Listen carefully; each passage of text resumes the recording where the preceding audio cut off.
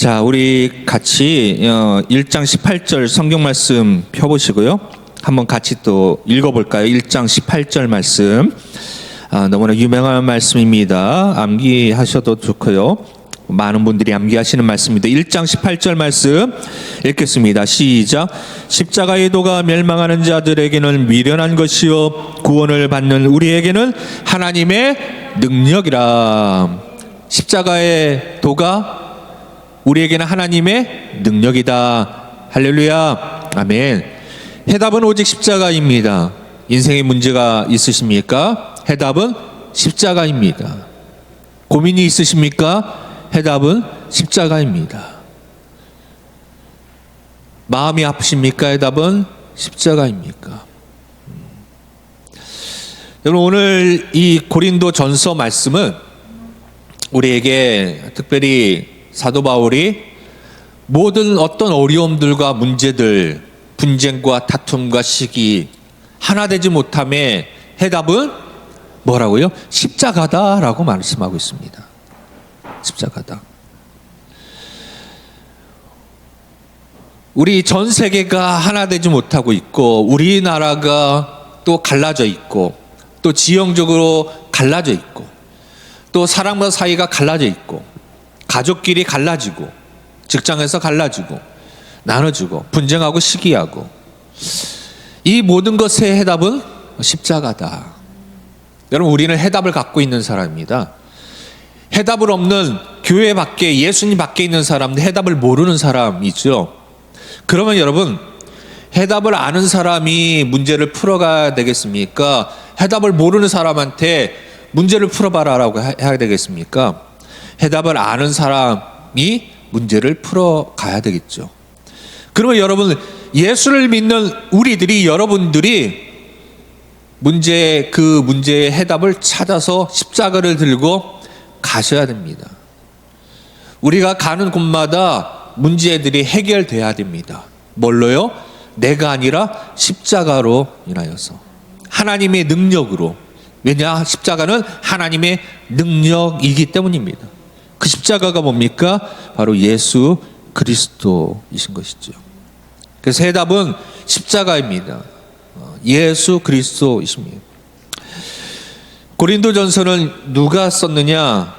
우리가 알다시피 1장 1절에 나오고 16장 21절에 나오고요. 사도 바울이 썼습니다. 사도 바울이. 거기에 이제 형제 소스테네라고 나오는데요. 이 소스테네가 아마 사도 바울이 그것을 불러주고 소스테네가 옆에서 대필했을 것이다 라고 이렇게 추정하기도 합니다. 어쨌든 그래도 저자는 사도 바울입니다. 사도 바울이 이거 썼습니다. 고린도 교회, 지금도 고린도 지역에 가면은요, 고린도 교회가 있어요. 그리고 그 앞에 이 돌판이 붙어져 있습니다. 뭐냐? 지금 고린도 교회의 역대 교역자 명단입니다. 여기 지금은 작아서 안 보이지만 89번까지 지금 쓰여져 있는데, 몇 년 전 사진이거든요. 89대 목회자까지 이제 써져 있고, 예, 계속 이제 추가가 되는 것이죠. 이게 몇 년 전 거라 이게 업데이트가 됐는지는 모르겠습니다. 근데 여러분, 여기 보시면 여기 제일 위에 1, 2, 3, 4라고 써져 있어요. 1, 2, 3, 4. 거기에 보시면은요, 제일 1번 아포스톨로스 파블로스라고 써 있습니다. 여러분도 읽을 줄 아시죠? 예, 저도 찾아봤어요. 예, 옛날 글자라, 헬라어인데 옛날 글자라 제가 찾아봤습니다. 아포스톨로스 파블로스, 무슨 뜻입니까? 아포스톨로스는 사도라는 뜻이고요, 파블로스가 바울이에요. 사도 바울이라는 뜻이고요. 그 밑줄에 보면은요, 그 밑에 두 번째 줄 제일 끝에 저기 SO처럼 보이지만 50이라고 써져 있습니다. 서기 50년도에 개척했다 이렇게 써져 있고요. 2대 목회자가 누구냐 하면은 아폴로스, 누구일까요? 아볼로. 3대 목회자는요, 실라스, 누구일까요? 실라. 4대 목회자는 누구일까요?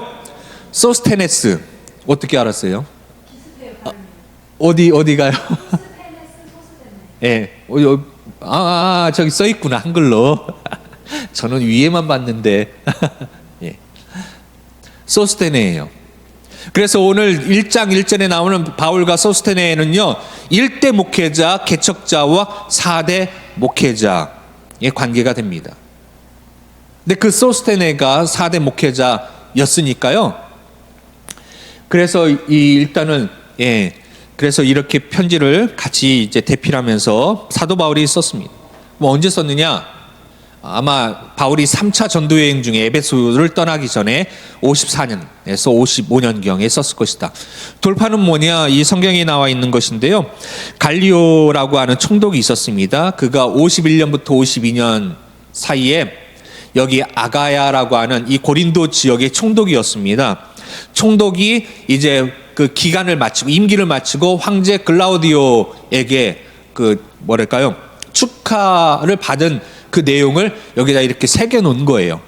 그러니까 이 바로 갈리오가 51에서 52년까지 임기를 했기 때문에 그 뒤에 받은 책으로 봤을 때 54년에서 55년경이었을 것이다라고 볼 수가 있습니다.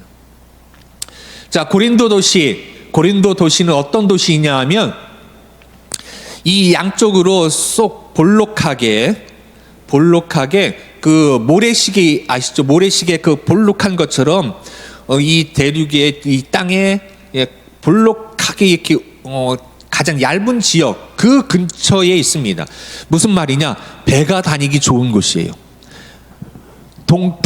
서쪽에서도 배가 들어오고요, 동쪽에서도 배가 들어오고요. 배가 들어오기 좋다는 것은 무슨 뜻이죠? 무역하기 좋다는 것이고, 무역하기 좋다는 것은 세계 여러 물건들이 많이 들어오면서 동쪽에서 물건이 들어와서 서쪽으로 나가고, 서쪽에서 들어와서 동쪽으로 나가고, 돈이 왔다 갔다 많이 한다는 것이에요. 그러니까 이 도시는요, 굉장히 부자 도시고 사람이 많이 모이는 도시고 돈이 흘러다니고 물건이 있으니까 세계 곳곳에 사람들이 많이 모였습니다. 그래서 이 당시 이 성경이 고린도 전서가 쓰여질 당시에 고린도 지역의 인구가 몇 명 정도였을까요? 깜짝 놀랍니다. 그 당시에 60만 명이었습니다. 우리나라에도 60만 명 될 만한 도시가 그렇게 많지 않아요. 많지 않습니다. 다 지금 지방 소멸이라고 해가지고요, 60만 명 되는 도시 많지 않습니다. 그 당시 이 고린도 60만 명이 어마어마한 그런 사람들과 물건들과 돈이 왔다 갔다 하는 곳입니다. 그런데 여러분, 그 60만 명 중에 노예가 몇 명이었을까요? 노예가 무려 40만 명입니다. 노예가 40만 명이고요, 일반 자유인은 20만 명밖에 되지 않아요. 그리고 굉장히 현대적인, 다른 도시들에 비해서 굉장히 현대적인 도시였고요. 거기에는요, 큰 운동장이 있어서 바로 2년마다 체육 그 지역을 아우르는 체육대회가 개최되었고요. 그리고 그곳에는 우리가 아고라라고 하는 말을 들어보셨을 거예요. 아고라, 광장. 사람들이 많이 모여서 거기서 여러 가지 토론들을 많이 하는, 의견들이 왔다 갔다 하는 그런 사람들의 생각을 모으는 아고라라고 하는 큰 광장이 있었고요. 고린도를 대표하는 두 가지 장소가 있는데, 하나는 아고라, 또 하나는요 아프로디테 신전입니다. 아프로디테 신전, 아크로라고 합니다. 아크로. 여러분들이 사진 보면은 이 그리스 아테네 쪽에 유명한 유적지 신전해 가지고 보시는 사진 있을 거예요. 기둥 이렇게 있고 지붕은 없고 이렇게 세모나게 앞에 쪽만 있고 하는, 그게 바로 거기에요. 그게 그리스 신전 하면은 대표적으로 딱 나오는, 거의 웬만한 한 80% 이상 딱 나오는 그 신전이 바로 아프로디테 신전입니다.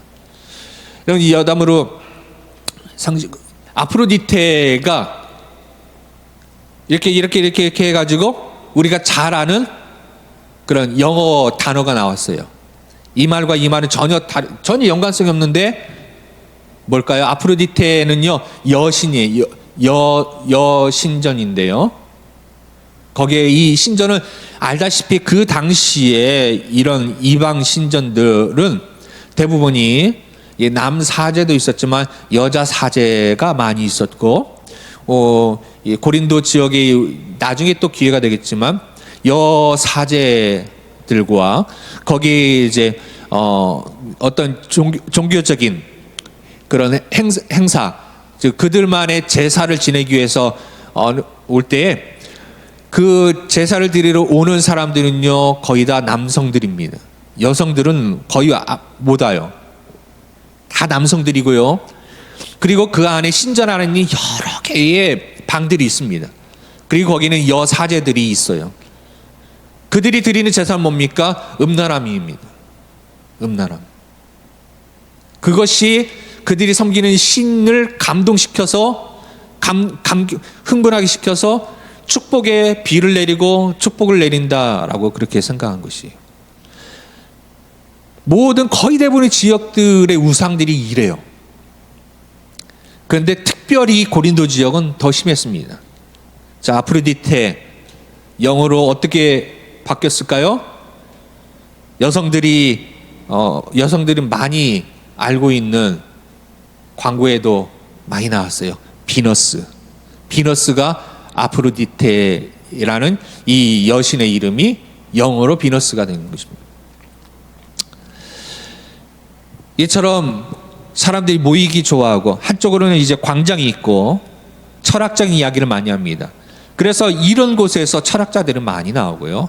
또 신전에서는요, 이런 그리스 로마에 나오는 그 신들 있죠. 그 많은 신들이 그 안에서 우상 숭배에 섬겨지고 있었어요. 자, 고린도인들의 세계관, 가치관이 있거든요. 그게 뭐냐? 소피스트라고 하는 가치관이 있습니다. 그 지혜를 굉장히 중요하게 여기는 거예요. 소피스트, 지혜이거든요. 지혜. 그래서 이 지혜를 가진 사람들이 순회를 합니다. 그 지역을 돌아다니면서. 그럼 조그만 광장이 있으면 우리가 버스킹 하듯이 거기서 자신의 그 지혜를 설파합니다. 그러면 사람들이 와가지고 들어요. 그거를 좋아해요. 고린도 사람들은 자신들이 지혜를 얻는다 생각해서 굉장히 좋아합니다. 그러면 거기서 이렇게 좀 말을 잘한다, 지혜롭게 뭔가 똑똑하다, 그러면 우리가 노래 잘하면 그 모자에다 이제 동전을 이렇게 돈을 이렇게 내듯이 돈을 냅니다. 그런 수입이 짭짤해요. 괜찮아요. 그래서 그런데 거기에 특징이자 단점이 뭐냐 하면 진실성보다는 어떤 진리보다는 유창한 말솜씨, 이상한 말솜씨, 그리고 또 뭐가 있느냐? 외모. 이것을 굉장히 중요하게 여겼습니다. 이게 맞는 것 같으면서도 또 아닌 것 같기도 한 것인데요. 여러분,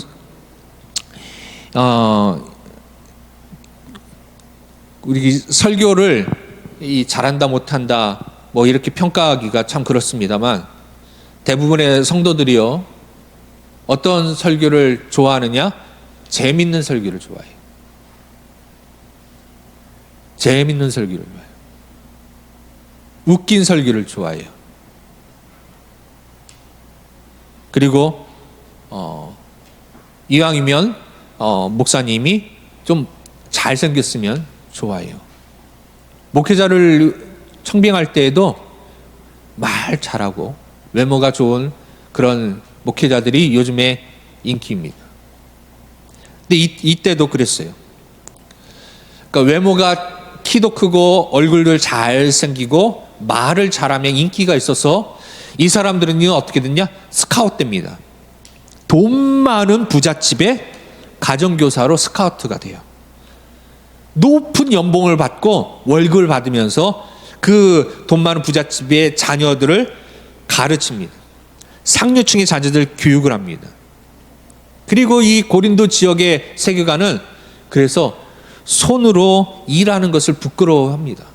말로 돈 버는 걸 좋아해요. 그게 최고다. 그게 똑똑하고 그게 능력 있는 사람이다 라고 합니다. 그래서 말을 못하면 실력이 없는 것으로 여겼습니다.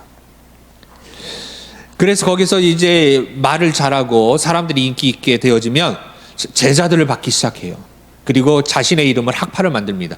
사도 바울이 가말리엘 문화생이라고 하죠. 가말리엘이 바로 그런 학파 중에 나온 곳이에요. 이런 특징이 고린도 교회, 고린도 지역에 세계관이 있었습니다. 그래서 이 고린도 교회도 마찬가지로 강점이 뭐냐? 강점. 바로 언변과, 우리가 읽었던 말씀에 보면은 언변과 1장 언변과 지식이 풍족하다라고 고린도서 1장에 나와 있어요. 1장에 나중에 한번 가셔서 5절에 보시면 이는 너희가 그 안에서 모든 일 곧 모든 언변과 모든 지식에 풍족함으로. 고린도 교인들은요, 언변이 다 좋아요. 말 잘해요. 지식이 뛰어나요. 그리고 은사도 풍성했습니다. 은사도 풍성했어요. 근데 약점이 있습니다. 뭘까요? 여러분, 토론하다 보면 어떻게 돼요? 서로 분쟁이 일어나요. 뜻이 맞지 않으면 서로 대적해요. 시기가 일어나요. 그리고 또 하나, 아까 말했던 신전 있죠. 신전의 영향을 받아서 음란함이 그 안에 있었습니다. 그 신전에서 행했던 그런 제사드렸던 그 모습이 진짜 제사의 모습인 줄 알고 그 모습을 버리지 못하고 이 교회 안에서도 혹시 교회도 그런가? 음란함의 문제가 그대로 들어와 있었습니다. 성도 간에, 그리고 또 소송을 해가지고 성도들 간 소송의 문제도 있었고요. 불의도 있었고요. 또 고린도 교회의 이 죄들을 이렇게 여러 가지 나열했습니다. 음란, 우상숭배, 탐색, 그리고 이 우상숭배했던 거기에 이제 음란함이 어디까지냐? 동성애까지 가는 거예요. 그 동성애가 이미 그 당시에 퍼져 있었고, 탐욕, 술 취함, 모욕, 이런 것이 있었습니다. 근데 문제점이 또 뭐였느냐? 아까 여러분, 훌륭한 소피스트가 되기 위해서는 두 가지 조건이 있죠. 말 잘하고 잘생겨야 돼요. 그런데 여러분, 사도 바울은 어떤 사람이죠? 사도 바울은 말을 잘 못해요. 그래서 유두고라는 청년이 설교 듣다가 창문턱에 앉아있다가 졸아가지고 떨어져 죽은 사건이 있었죠. 이해가 돼요. 말을 잘 못해요. 재밌게 못해요, 사도 바울은. 또 사도 바울을 보시면 사도 바울이 질병이 있었잖아요. 뭐 간질이다, 안질이다. 그런데 전통적으로 사도 바울은 키 작고 못생겼던 사람이라고 그렇게 알려져 있습니다. 그러니까 이 고린도 사람들이 볼 때는요, 사도 바울은 능력 있는 사람이 아니에요. 지금까지 그들이 들었던 유명한 그런 소피스트, 말 잘하는 사람들, 그런 사람들의 말을 듣다가 사도 바울이 말하는 십자가의 도를, 예수 그리스도의 십자가 도를 들으니까 도대체 말로 이렇게 이해가 되지 않아요. 졸려요. 너무 딱딱해요. 재미없어요. 그런데 사도 바울이 고린도 교회의 개척자였잖아요. 그러다 보니까 사도 바울이 있을 때는 뭐 말 못하다가 사도 바울이 이제 떠나니까 그 다음에 사도 바울에 대해서 별로 좋아하지 않고 인정하지 않은 사도권에 대해서 사도 바울 말도 못하고 얼굴도 못생겼는데 나중에 보니까 사도라고 하는데 예수님께 직접 가르침을 받은 12사도가 아니었대. 근데 사도라고 막 하는 거 보니까 이거 거짓말 하는 거 아니야? 이거 이상한데. 그러면서 고린도 교회에서 사도 바울의 사도권을 부정하고 비판하는 그런 일이 있었습니다. 그리고 잘못된 신앙관, 그리스도관, 종말과 부활관이 있었어요. 이런 것들이 이 고린도 교회의 문제점이었고 약점이었어요. 여러분, 우리 가운데는 그런 문제 없습니까? 말 잘하는 사람 좋아하지 않습니까? 잘생긴 사람 좋아하지 않습니까? 똑똑한 사람 좋아하지 않습니까? 세상 사람들이 이 사람이 능력 있어라고 하는 세상 사람들의 그 스펙으로 여러분 교회 안에서도 사람들을 바라보지 않습니까? 우리 교회에서 1년에 한 번 그런 교회가 있어. 참 안타까운데 1년에 이 2번 정도 크리스마스하고 부활절 2번 딱 나오는데 서울대학교가, 그러면 서울대학교 딱 합격증 가지고 와서 박수 쳐줘요. 훌륭하다고. 2번 나왔는데 우리 교회 학생이 서울대학교 왔다고. 근데 52주 아니요. 토요일 날도 때로는 뭐 금요 철야에도 나와서 기도하고 열심히 말씀도 봉사해 했는데 대학교 뚝 떨어져요. 그러면 쳐다보지도 않아요. 불쌍하게 봐요.